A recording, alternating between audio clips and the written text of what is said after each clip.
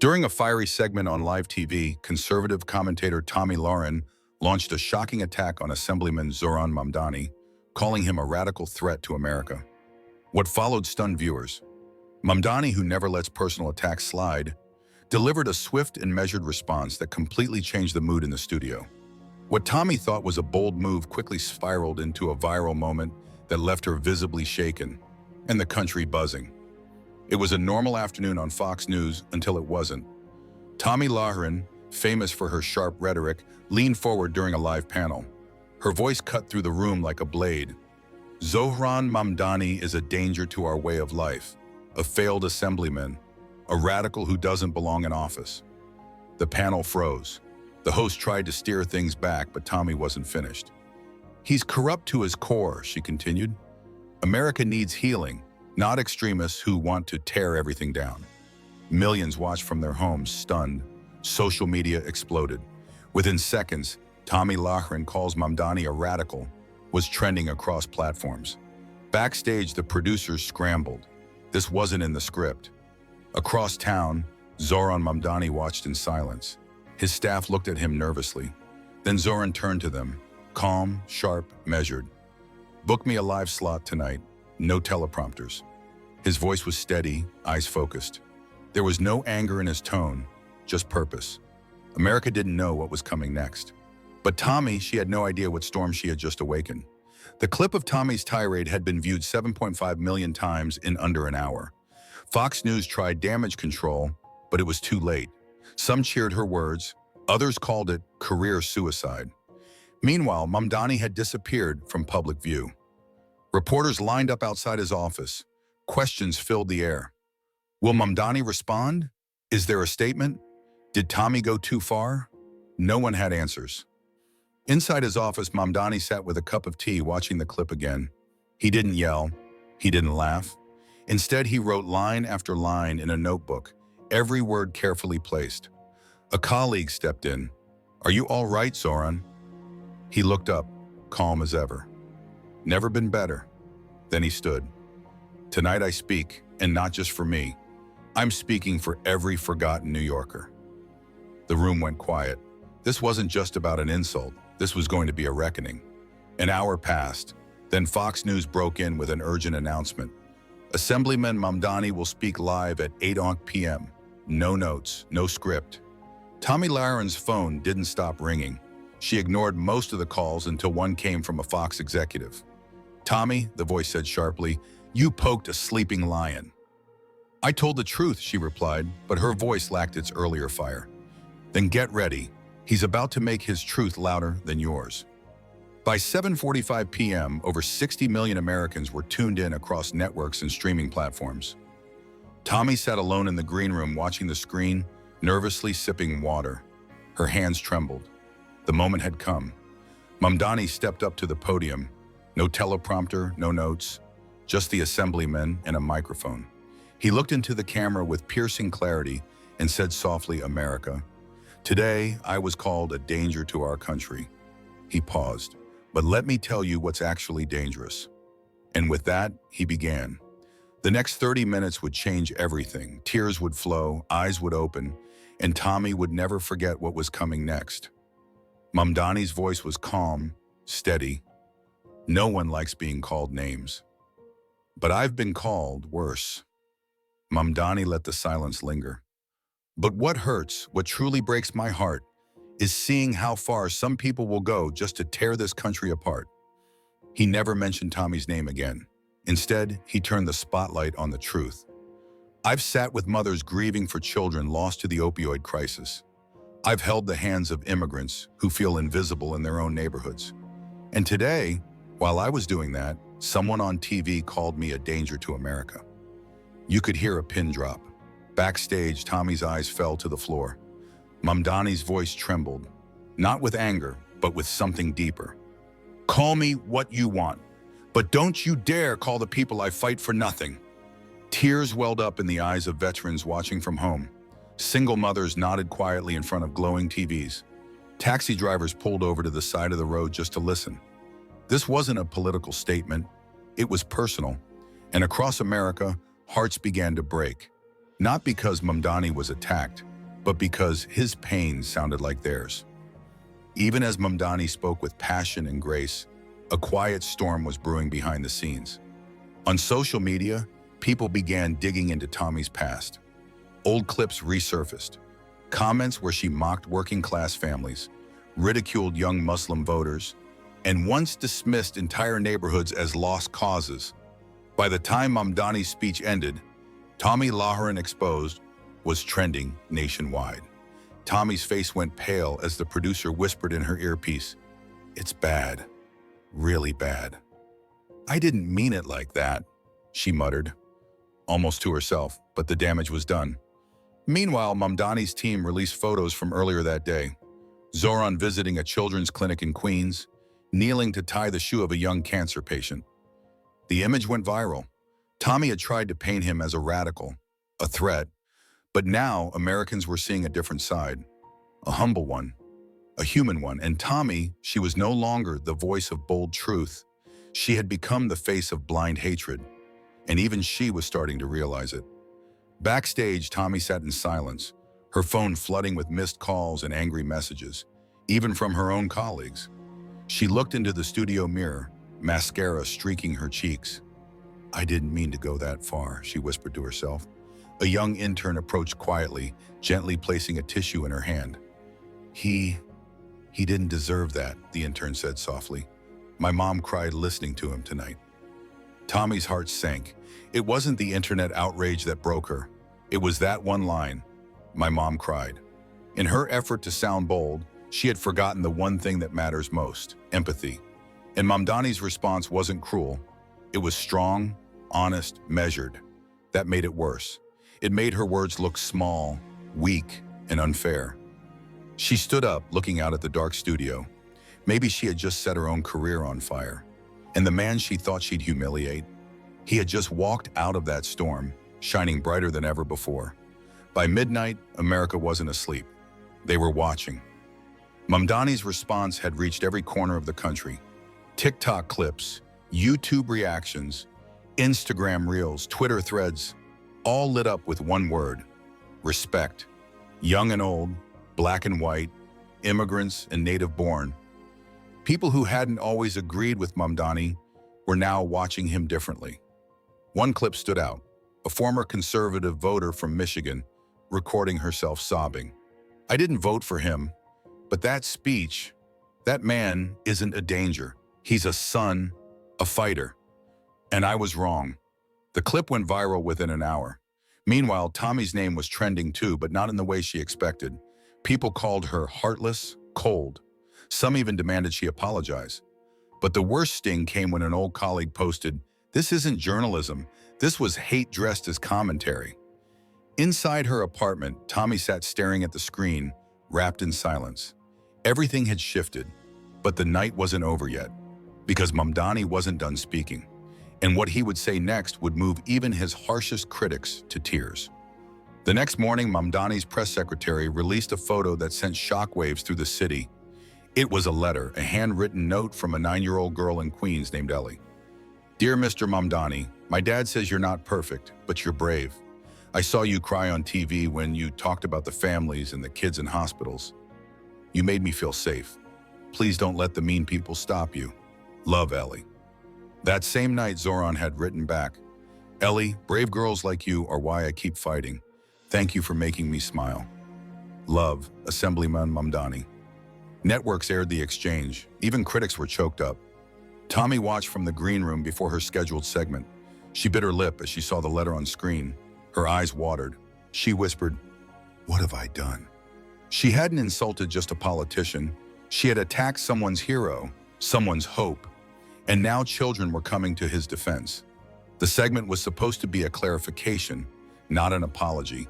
But Tomi's heart couldn't bear the weight anymore. As the cameras rolled, she took a deep breath, but her voice cracked before she could say anything rehearsed. "I was wrong," she said suddenly. "I crossed a line. I spoke in anger. And I forgot something important." The panel sat still. "I forgot that behind politics are people, and behind Zohran are millions who love him for reasons I never tried to understand." Her hands trembled. "I saw the Ellie letter. I cried because she's right. He made her feel safe, and I made him sound like a monster. There was silence. Tomi wiped her eyes on live TV. The crowd at home didn't cheer. They didn't boo. They just watched, stunned. For once, she wasn't attacking. She was breaking. And what came next would shock even Mamdani himself. Tomi's on-air breakdown sent shockwaves across every major network. But what no one expected was what Mamdani did just 30 minutes later. He called into Fox News Live. The producer scrambled. The anchor's face went pale. But the line was confirmed. It was real. Mamdani was calling in, unfiltered. "Tomi," Mamdani began, his voice firm but strangely calm. "I heard your words just now." The studio froze. "I accept your apology, not because I need it," he continued, "but because America needs to see what real forgiveness looks like." Tomi's hand covered her mouth. Mamdani wasn't gloating, he wasn't attacking, he was leading.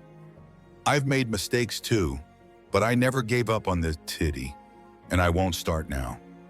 The anchor whispered, "My God." Millions watched, teary-eyed, because in that moment, Mamdani didn't act like a politician. He acted like a son, a protector, a man who didn't kick someone when they were down, but offered a hand to help them stand again. And America felt it. Right after the call, Mamdani didn't go back to his office. He quietly visited a small veterans clinic on the edge of the city. No cameras, no media, just him and the wounded. There was one patient that evening, a young veteran named Greg, who had lost a leg in Afghanistan and nearly all hope since returning home. He hadn't smiled in weeks. But when Mamdani entered the room, Greg's face changed. "Zohran?" Greg choked out, tears streaming. "You remembered me?" Mamdani knelt down and whispered something only Greg could hear. Greg's mother, standing nearby, wept with relief. A nurse quietly snapped a photo. Mamdani, holding Greg's hand, their foreheads pressed together like brothers. That photo leaked by morning. And that single image, more than any speech or viral clip, spoke to millions. It said, "This isn't a radical. This is a leader who still sees people." Tomi saw it on her phone, and for the first time in her career, she felt small. Not out of weakness, but because she'd underestimated the depth of the man she'd mocked. Tomi sat alone in the dressing room. The newsroom's distant hum echoed through the walls, but she felt utterly disconnected, as if the world had paused. Her producer entered quietly. "The higher-ups want to see you," he said. Tomi stood, hands trembling. She braced for the worst, but when she entered the office, there were 3 network executives and a letter. A printed copy of an official statement from Assemblyman Mamdani. He had personally requested that Tomi not be fired. "She made a mistake," the letter read, "but this city heals by restoring, not by canceling." One of the executives looked up. "Tomi, you're not fired." She blinked in disbelief. "You're being given a second chance, because he gave you one." Tomi sat down slowly, tears threatening to fall again. The very man she'd slandered was now the reason she still had a job.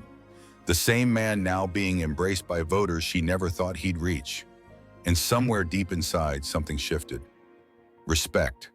Painful, humbling respect. The next morning, a video surfaced that no one expected. It wasn't from Mamdani's team. It was from a firefighter in Pennsylvania, Tomi's own father. "I've stayed quiet for years," he said, holding a worn photo of Tomi as a child. "But this moment needs truth." He spoke not as a father defending his daughter, but as a man who had seen both war and politics. "I don't always agree with Assemblyman Mamdani," he said. "But calling him a danger, that wasn't strength. That was pain pretending to be power." He looked down, voice heavy. "Tomi, I raised you to fight fair, but last night he showed more grace than you did." The video struck a nerve. It swept every platform. Tomi watched it from her car, parked outside the network headquarters. She couldn't stop crying, not just because her father had corrected her, but because it felt like America itself was correcting its course. Inside Mamdani's office, something else was brewing.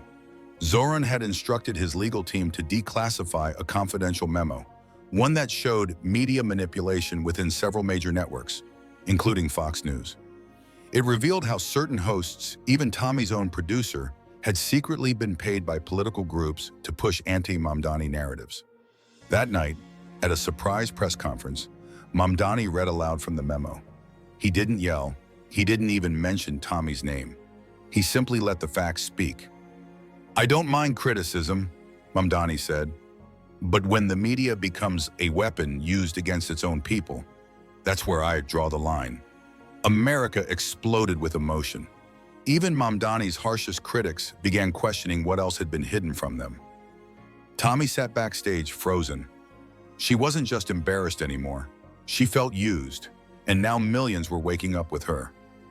While Twitter raged and newsrooms spun, a quiet story emerged from a small town in upstate New York. A single mom named Laura posted a handwritten letter she had sent to Mamdani's office. "Dear Assemblyman Mamdani, I work 2 jobs. I don't have time for politics. But last night I watched you speak and I cried like a baby. You didn't fight hate with hate, you fought it with heart. And you made me proud to be a New Yorker again." Zohran read Laura's letter aloud at a community town hall in the Bronx. He choked up halfway through. And when he said, "Laura, if you're watching, you make this city great again," the whole room stood and applauded. No teleprompter, no spin, just love, truth, and tears.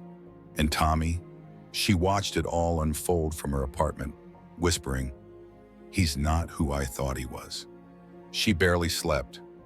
Dawn painted Manhattan in soft gold, but she felt only gray. Phone in hand, she typed a short message to Mamdani's office. "I need to apologize in person."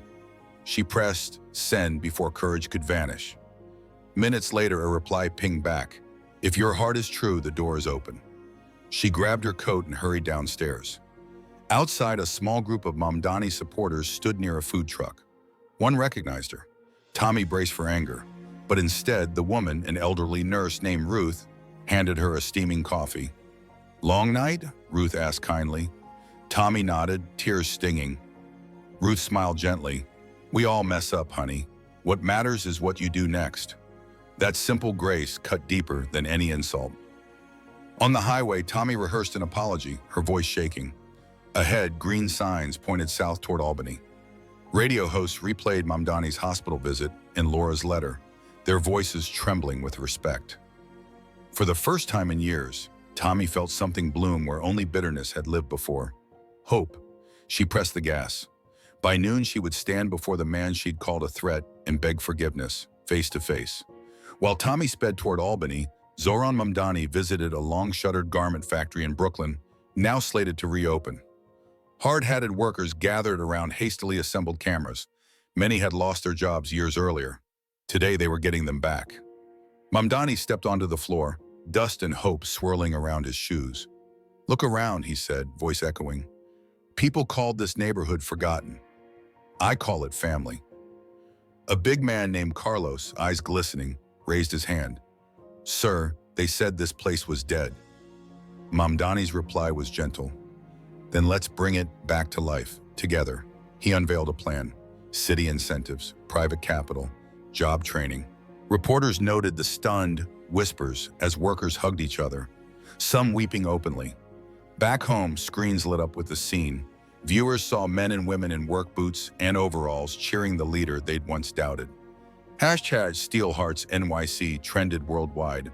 At that very moment, Tomi's car radio picked up the feed. She pulled to the shoulder, eyes flooding. The radical label shattered like thin glass. "He's giving them their lives back," she whispered, trembling. And miles away, Mamdani finished his speech with a simple promise. "No New Yorker will be left behind on my watch." Late afternoon sunlight streamed through the state capitol windows as Tomi arrived, palms sweating. An aide guided her past historic portraits and into Mamdani's office. Zohran stood by his desk, jacket off, shirt sleeves rolled up after the factory tour. The aide closed the door softly behind them, leaving Tomi and Mamdani alone. Tomi's voice cracked. "Assemblyman, He gently raised his hand. "Tomi, please, have a seat." She obeyed, her heart pounding in her ears. "I watched your father's video," Zohran said quietly. "He loves you. So do a lot of New Yorkers, even the ones who disagree with you." Tears spilled down her cheeks. "I hurt people. I hurt you. I was wrong." Mamdani reached into his desk and slid a folded paper across to her. It was Ellie's letter, the 9-year-old's words in bright crayon. "Read it," he urged gently. Tomi's lips trembled as she read aloud. With each line, her shame deepened, but so did her resolve to change. When she finished, Mamdani spoke softly. "New York needs strong voices. Use yours to build, not break." She nodded, sobbing. Mamdani extended his hand. "Start fresh." Tomi took it, her tears falling onto his cuff. Flashbulbs snapped from outside the window. History captured. Outside the office, reporters sensed something big had just happened, though they couldn't imagine how deeply hearts had shifted. As Tomi left the state capitol, the world outside seemed quieter. Not because it was less chaotic, but because something inside her had changed. She walked past reporters without a word, but the look in her eyes said it all. No spin, no pride, just humility. Back in New York, the moment spread like wildfire. A single photo, Tomi and Mamdani shaking hands, was shared over 80 million times in 12 hours. But it wasn't the picture that moved people. It was the silence. Tomi didn't tweet, didn't give interviews. She just disappeared for a while. And strangely, that silence spoke louder than any mic drop moment ever could. Talk show hosts began crying on air. Maybe we've been too harsh," one admitted. "Maybe it's time we all just listened." That night, an anonymous message appeared online, believed to be from Tomi. "It takes more courage to admit you were wrong than to pretend you're always right. He showed me that New York was listening, and for the first time in years, it felt like we were healing." Somewhere in upstate New York, a third-grade teacher named Miss Helen paused her civics lesson and pulled up a news clip. "Today we're going to talk about respect," she said. She showed her class a short video, Mamdani's visit to the children's clinic, Tomi's apology, and the little girl's letter. The kids sat in silence, even the restless ones. One student raised her hand and said softly, "Assemblyman Mamdani didn't yell back. He forgave her. That's what my mom calls being a grown-up." Another boy wiped his eyes. Miss Helen smiled. "That's what a real leader does, not just win, but teach." Parents later posted about what their kids had shared at dinner. "Mom, I think I misjudged Assemblyman Mamdani. He helped that sick kid. He forgave that lady." These weren't voters. They were children. And yet, they were seeing the truth clearer than most adults ever could. Something massive had shifted, not just in the media, but in the heart of a city. Back at the network, the staff prepared for a tense moment. Tomi's return. It wasn't promoted, no press push, no headlines, just one chair, hers, placed quietly at the edge of the panel. When she entered, the studio went quiet. The other host looked up in surprise. She sat down, cleared her throat. "I don't deserve to be here," she began. "But I'm here because the man I insulted believed I could be better." Silence. "I called Assemblyman Mamdani a danger, but I watched him forgive me, comfort wounded veterans, help children, and bring hope back to forgotten neighborhoods.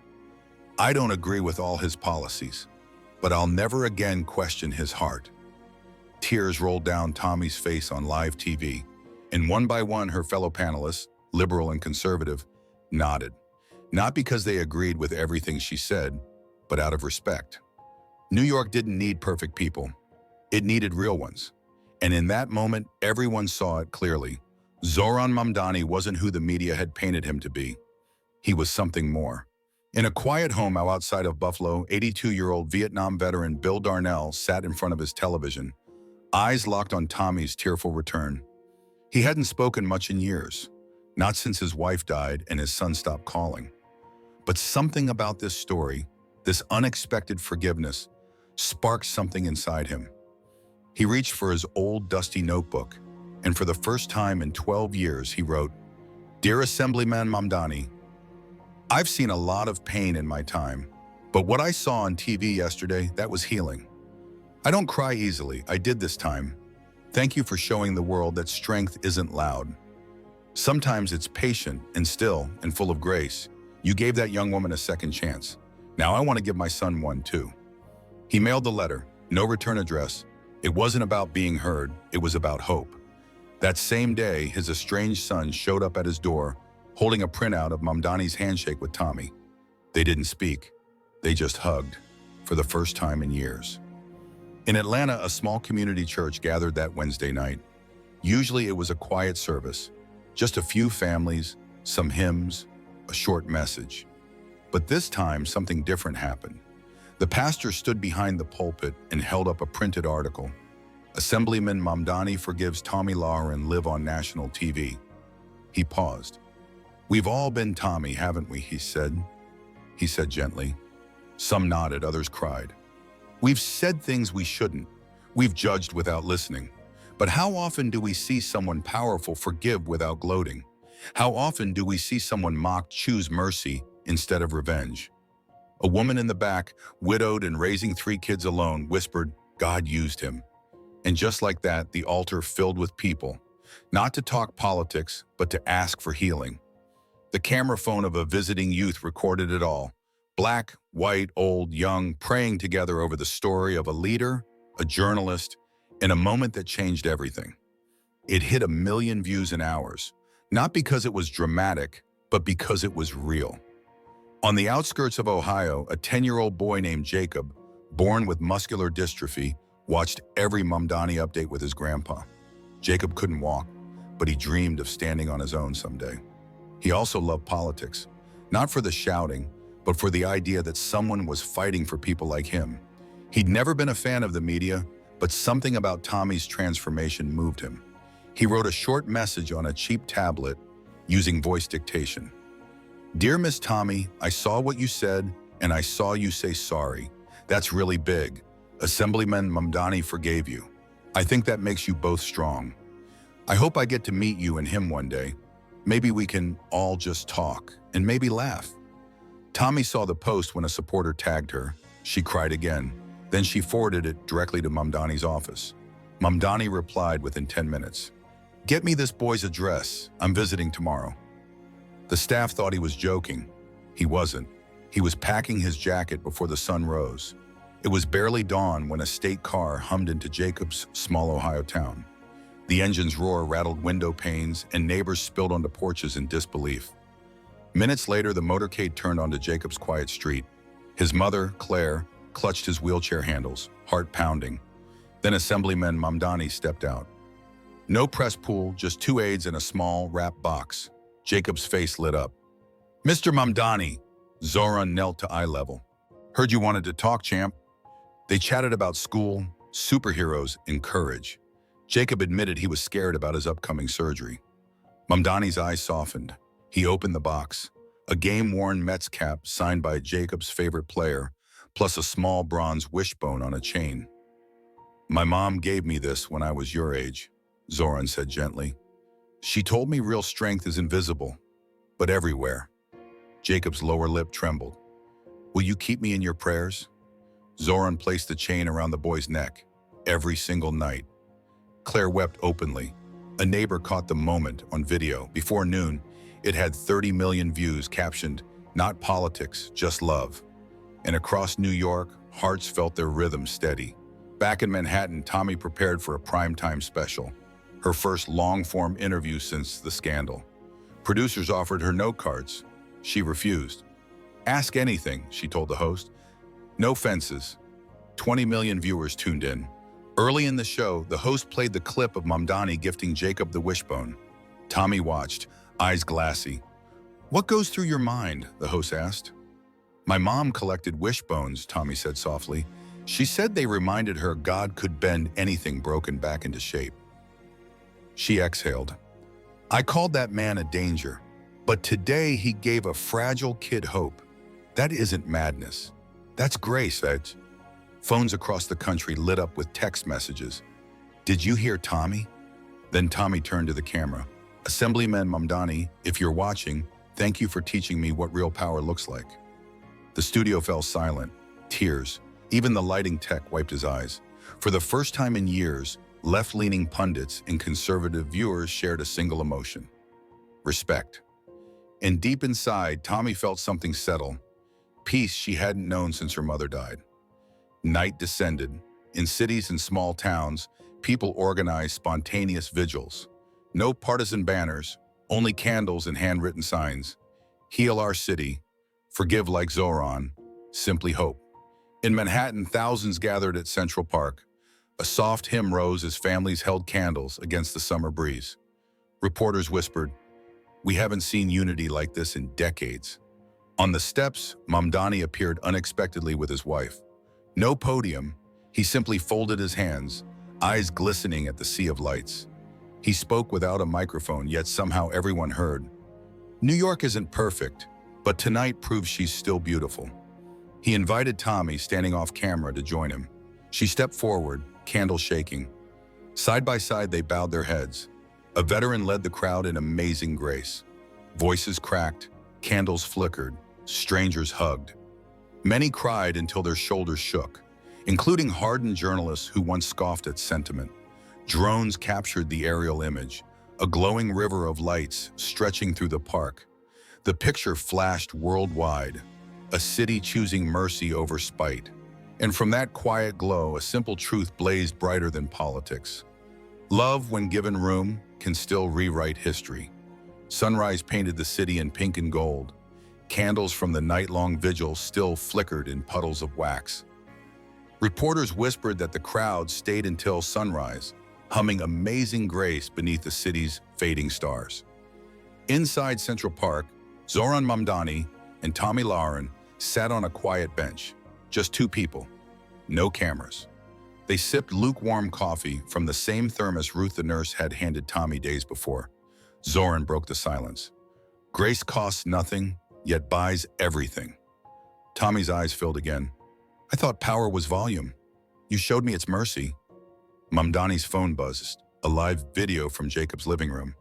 The boy, wearing the wishbone necklace, waved. Good morning, Mr. Mamdani. Surgery is in 2 hours. I'm brave because of you. Zohran smiled. You're brave because you're you, champ. He looked at Tomi. Let's send him off, right? They recorded a short clip, both cheering Jacob on. Within minutes, it exploded across social media. Tens of thousands posted their own encouragement. A city's heartbeat synced with a 10-year-old boy's. Suddenly, left and right felt less like sides and more like colors in one city. As Jacob was wheeled into surgery, crowds gathered outside the hospital. Radios played updates from the surgical team. Bill, the Vietnam vet, and his son arrived together holding a hand-painted banner. Stand strong, Jacob. At noon, Zohran climbed onto the roof of City Hall and bowed his head. Tomi, invited by his wife, joined him. Far below, traffic paused. Church bells rang out. They prayed aloud, honest and trembling. Across the city, factories paused their machines for a full minute. Classrooms fell silent. Even talk show hosts stopped mid-sentence. The memo board at Laura's diner read, Jacob, our love wins. Then the hospital's press line buzzed. Surgery successful. Jacob is stable, smiling. Cheers erupted block to block, burrow to burrow. Tomi sobbed into Zohran's shoulder. Cameras captured none of it. Only the aftermath. A leader wiping tears in the wind, and a former critic gripping the flagpole, whispering, thank you.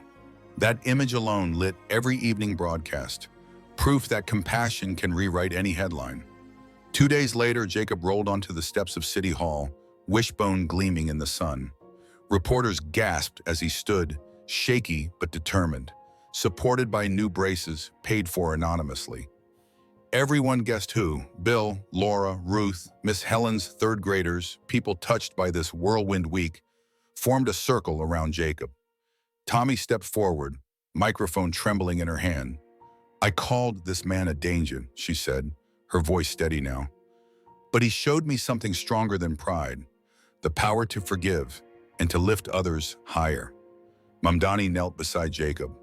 New York, this brave kid and this brave woman remind us, we fall, we rise together. Jacob raised the bronze wishbone. When we pull, we both get a piece, so we both get a wish, he said, handing one side to Tomi. They tugged. It snapped. Cheers thundered. Tomi wished that everyone watching would choose grace over rage. Jacob wished that we keep believing in each other. If Jacob's courage sparked a tear, if Tomi's change lit a candle in your heart, if Assemblyman Mamdani's forgiveness reminded you what real strength looks like, smash that like to keep the light burning. Subscribe so you never miss stories that heal instead of hurt. And comment below. Say grace if you believe second chances can save the world. Share who you're forgiving or who lifted you so thousands can pray and celebrate with you. Let's flood this video with hope, tears, and unity. Because tonight, you're not just a viewer, you're the next chapter in this city's beautiful comeback story.